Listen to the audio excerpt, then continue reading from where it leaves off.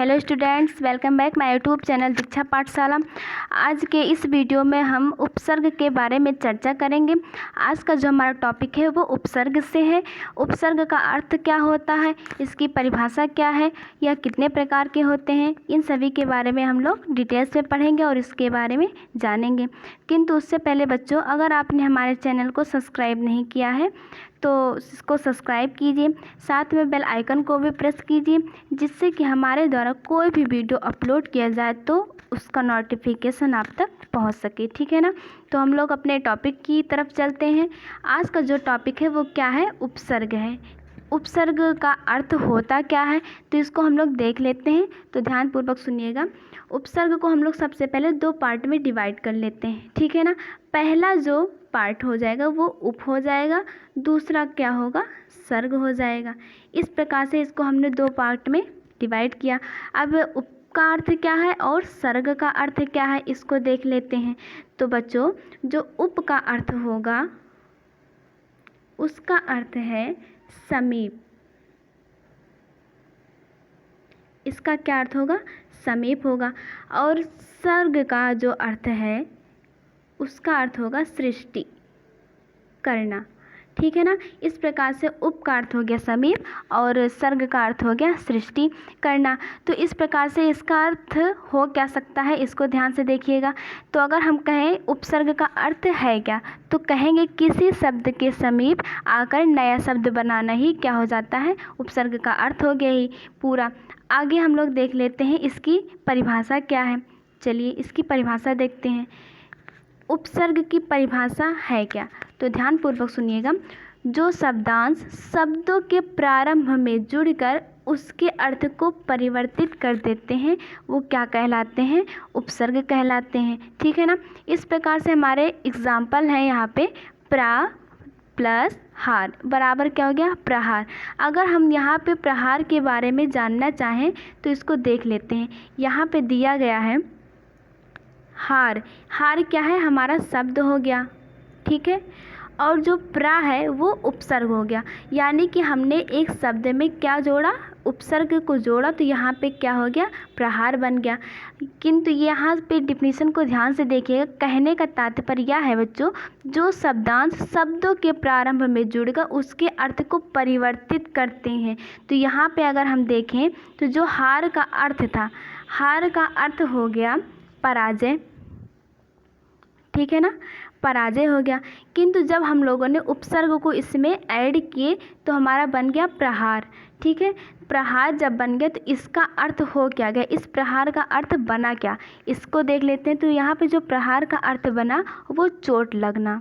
क्या हो जाएगा, चोट लगना। यहाँ पे इस प्रकार से अर्थ चेंज हो गया, तो इसको हम लोग क्या कहेंगे, उपसर्ग कहेंगे।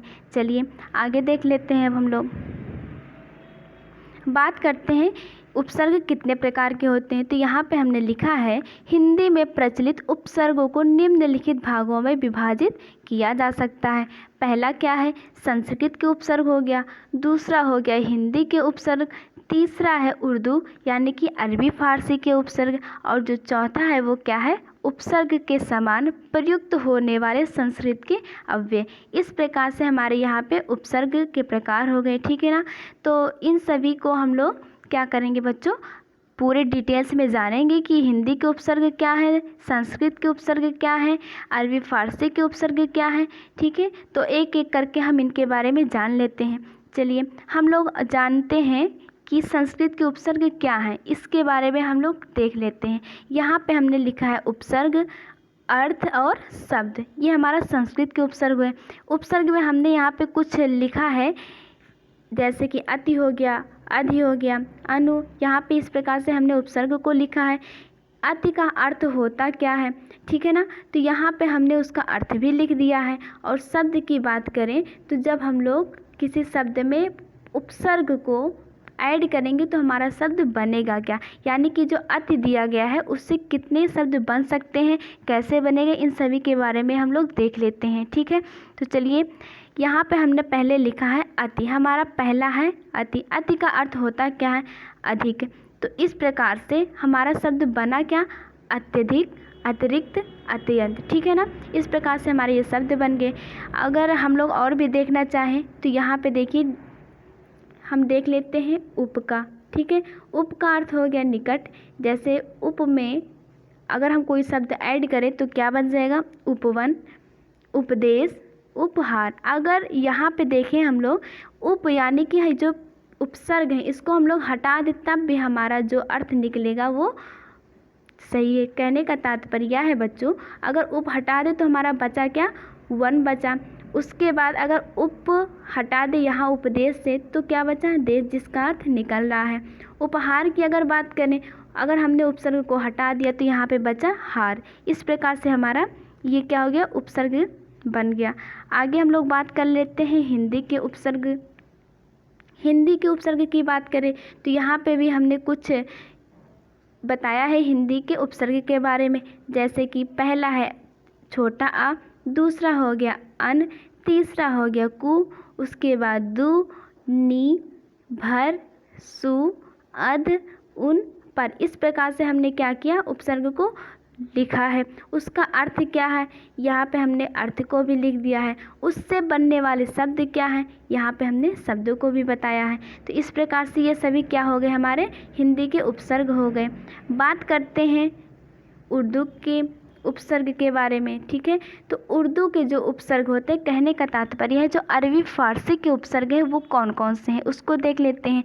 जैसे कि अल हुआ, कम हुआ, खुश हुआ, गैर, ना, बद, बे, ला, हम, हर। इस प्रकार से ये सभी क्या है? हमारे उर्दू के उपसर्ग हैं, अरबी फारसी के उपसर्ग हैं। इसका भी अर्थ होता क्या है? यहाँ पे भी हमने अर्थ लिखा। जैसे कि अल का अर्थ हो गया निश्चित, खुश का अर्थ हो गया अच्छा, ना का अर्थ हो गया अभाव। उससे बनने वाले शब्द क्या हैं? अल से किस प्रकार के शब्द बन सकते हैं? तो अल का जो शब्द बनेगा वो अलबत्ता हो गया, अलमस्त हो गया। ठीक है ना। कम अगर देखें तो कम का अर्थ होता है थोड़ा, जैसे कमज़ोर हो गया और कम वक्त हो गया। ठीक है ना। इस प्रकार से बच्चों हमने यहाँ पे इसके बारे में बताया, यानी कि उर्दू अरबी फारसी के उपसर्ग जो हैं उसको हमने पढ़ा। जो हमारा लास्ट है उसको देख लेते हैं, वो क्या है? तो अगर लास्ट वाले की बात करें तो वो हमारा है उपसर्ग के समान प्रयुक्त होने वाले संस्कृत के अव्यय। ठीक है, संस्कृत के अव्यय क्या है? जैसे अधः, यहाँ पे देखिए विसर्ग लगा है। अंतः, यहाँ भी विसर्ग लगा है। पुनर, सत, पुरा, सम और सह, ये हमारे क्या हैं? उपसर्ग के समान प्रयुक्त होने वाले संस्कृत के अव्यय हैं। इनके भी अर्थ यहाँ पे दिए गए हैं और इससे बनने वाले शब्द भी यहाँ पे हमने लिख दिया है। इस प्रकार से हमने चारों उपसर्ग के बारे में जाना। तो बच्चों, अगर आपको हमारा वीडियो पसंद आया हो तो इसको लाइक, सब्सक्राइब और शेयर कीजिए। धन्यवाद।